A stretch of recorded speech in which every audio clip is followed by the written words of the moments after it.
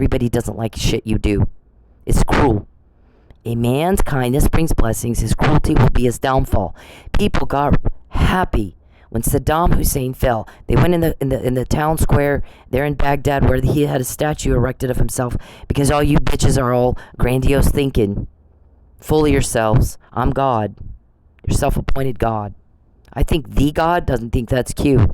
So they all take their shoes off and throw it. Well, in the Middle East, I guess that's a big insult. The bottom of your shoe comes from the Bible somewhere. I'm not, I don't care. What I'm saying is they gave the gesture that in their country it's the greatest insult that could be given. There was parties. What about when Hitler died? What about when Osama bin Laden died? Sighs of relief. Finally, it's over. Suffering's gone.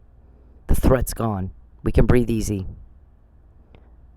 The source of the problems, the source of the threat, the source of the trouble, the source of the problems, the source of this. Please leave me alone.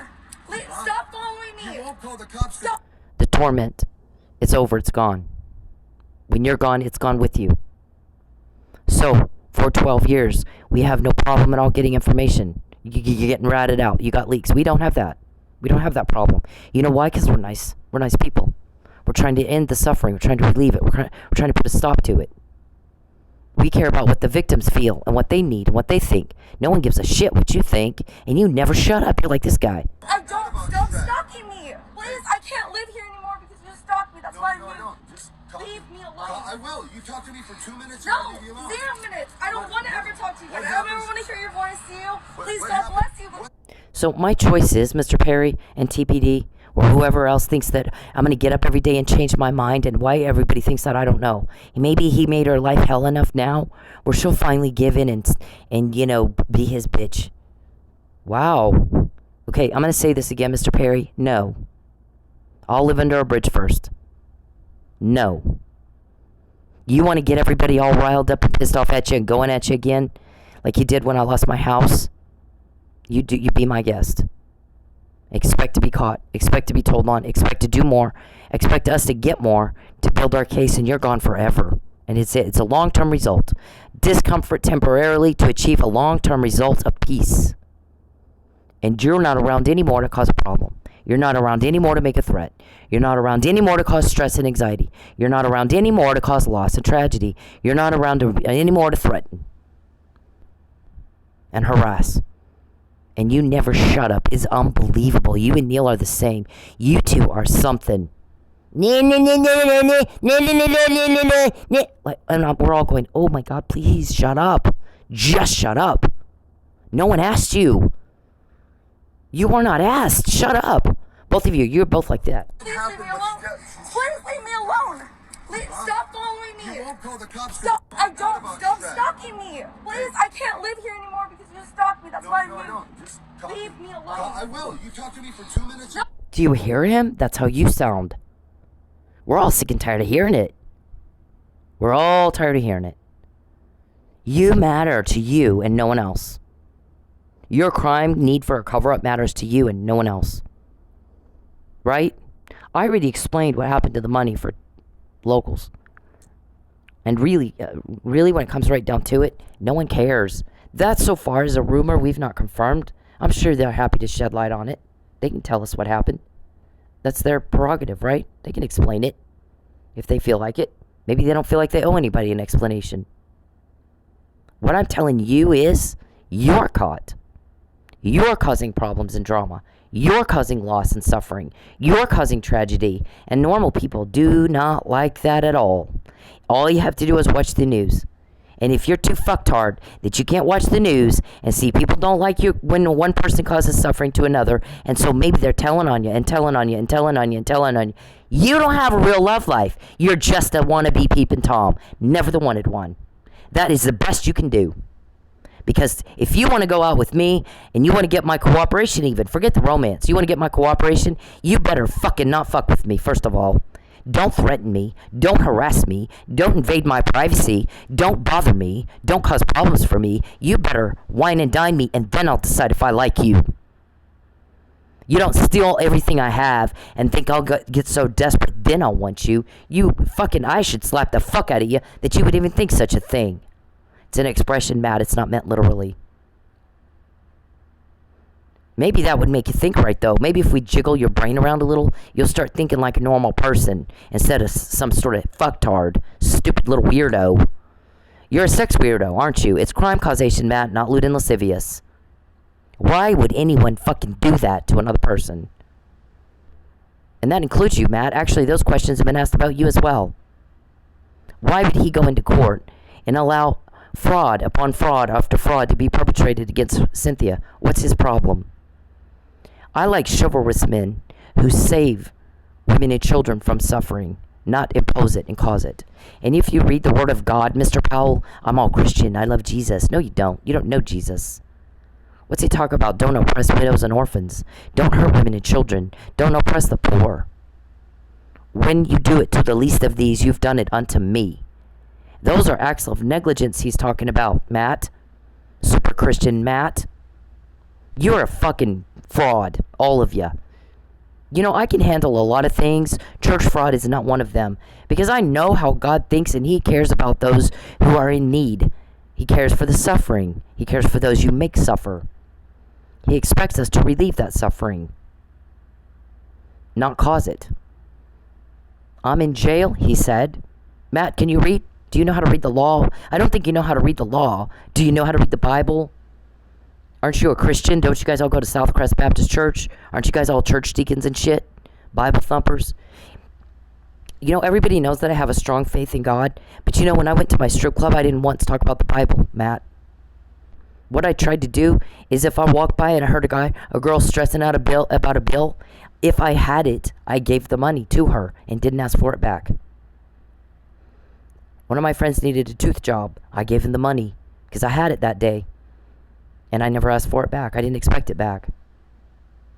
Relieve suffering, bitch. Or don't call yourself a Christian. Stop lying to everybody. Because I don't like people confusing what God is in the minds of those who are wondering. A soul is sacred ground. And once you start causing a division between the soul and its God, you're in some trouble. It's a fearful thing to fall into the hands of the living God. So when you get a young child whose life is blown up and says the words, I feel like we're falling and there's no one to catch us. It is better that a millstone be hung around your neck and you be thrown into the sea. It's better for you if that happens to you, Mr. Powell. You don't have the right to hurt women and children. You don't have it.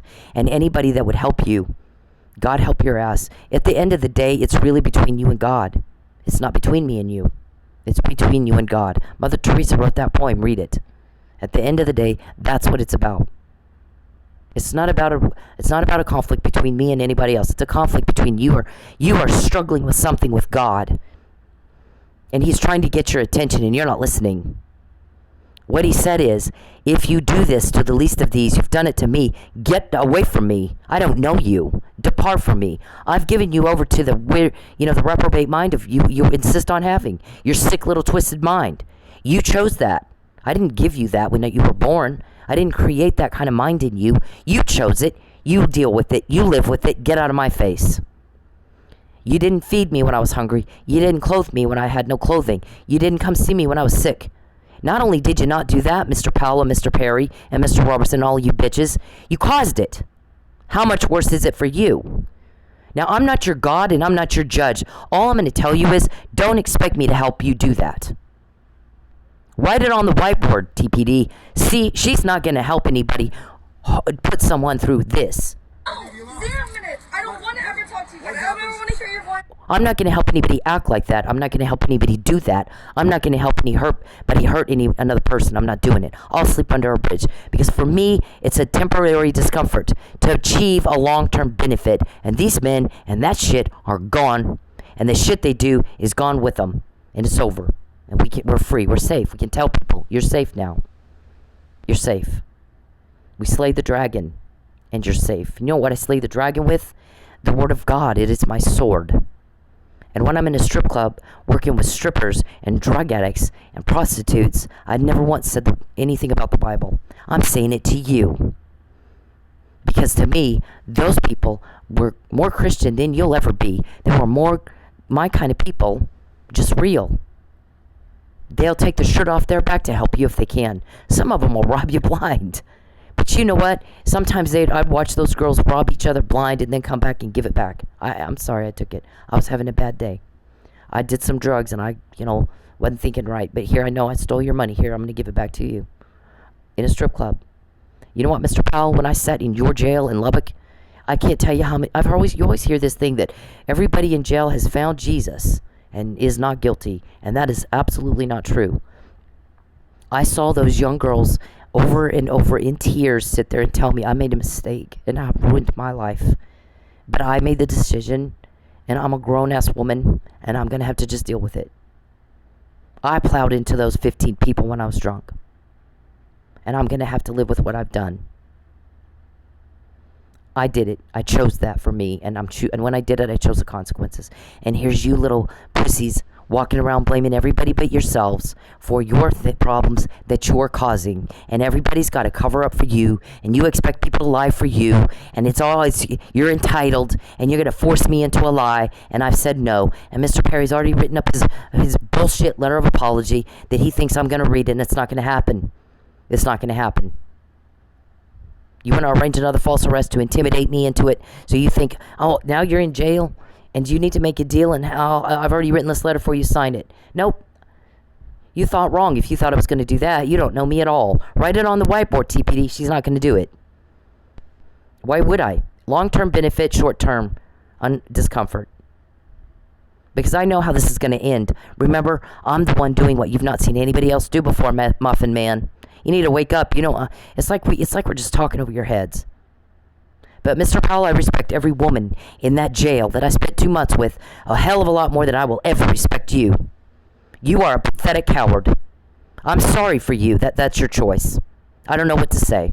I really and truly don't. I pray for your, what you do, it's between you and God. That I don't know what to tell you. I've never been so disappointed and disgusted by a bunch of little old fart church people in my life as I am with you and my parents. They're the same. Y'all are the same. All of you are the same. Charles, shut up. Charles, stop asking me who's telling. I don't know. They don't tell me how they get information from you to them. I know how they get it from them to me, and that's it. Shut up asking me that. Do not ask me that again. Fucking stop it. And I'm not going to help you hurt me. I'm not going to help you continue to make my life hell. Stop acting like you don't know what's happening. I am sick of it. Everybody's sick of you. Shut up.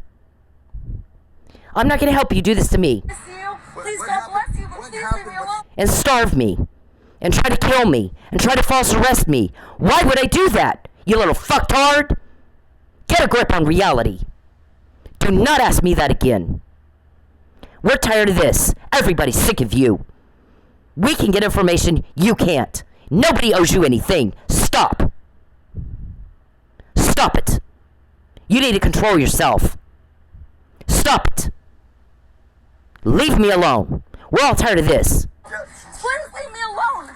Please stop following me. You won't call the cops. Stop. Stop stalking me. Please, I can't live here anymore because you stalked me. That's why I moved. Just talk. Leave me alone. I will. You talk to me for 2 minutes. No, I'll leave you alone. 0 minutes. I don't want to. Leave me alone.